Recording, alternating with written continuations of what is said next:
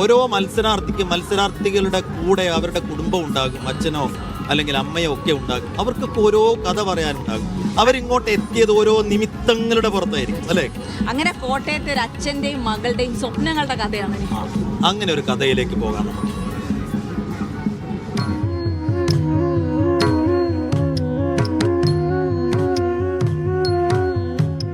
കലയെ അങ്ങേയറ്റം പ്രണയിക്കുന്ന ഒരാൾ ഒരു സ്വപ്നം കാണുന്നു. തന്റെ പാതിയെ കണ്ടെത്തുന്നതിന് മുൻപ്, തനിക്കൊരു കുഞ്ഞ് ജനിക്കുന്നതിന് എത്രയോ മുൻപ്. ആ സ്വപ്നം ഇന്ന് കലോത്സവ വേദിയിൽ എത്തി നിൽക്കുന്നു. നൂപുരമണിയാതൊഴുകി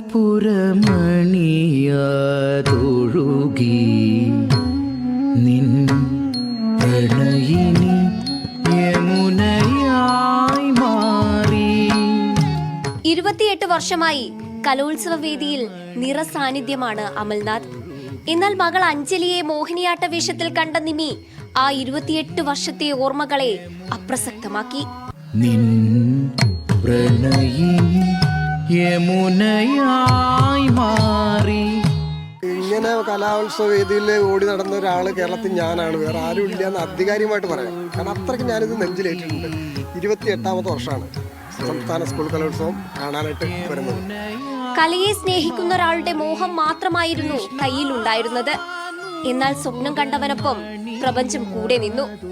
1 രൂപയുടെ മുതൽ മുടക്കില്ലാതെയാണ് അഞ്ജലി മോഹിനിയാട്ട വേദി കയറിയത്. 3000-ഓളം ഐറ്റങ്ങൾ ഈ കണ്ണിലൂടെ കണ്ടുപോയി. അത്രയും കുട്ടികൾ വന്ന് മത്സരിച്ച് കണ്ട ഒരാൾ ഇന്ന് ഞാൻ എൻ്റെ മോള് മത്സരിക്കുന്നത് വന്ന് കണ്ടുകൊണ്ടിരിക്കാൻ കിട്ടിയൊരു മഹാഭാഗ്യം, അതൊരു വലിയ ദൈവാനുഗ്രഹമാണ്. എല്ലാവരുടെയും കൂടെ ഒരു ഞങ്ങൾക്ക് ഈ വേദിയിൽ എത്താൻ വേണ്ടി ചുറ്റും കൂടി നിന്ന ഞങ്ങളോട് ചേർത്ത് നിർത്തി എല്ലാവരും അവരുടേതായ ഭാഗങ്ങൾ ഭംഗിയായിട്ട് ചെയ്ത് ഞങ്ങൾക്ക് സഹായിച്ചു.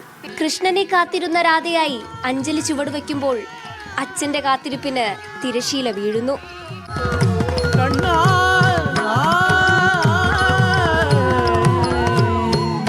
Camera person Sanju പൊറ്റമ്മലിനൊപ്പം സനിസ Shobhachandran, media 1, കലോത്സവ നഗരി.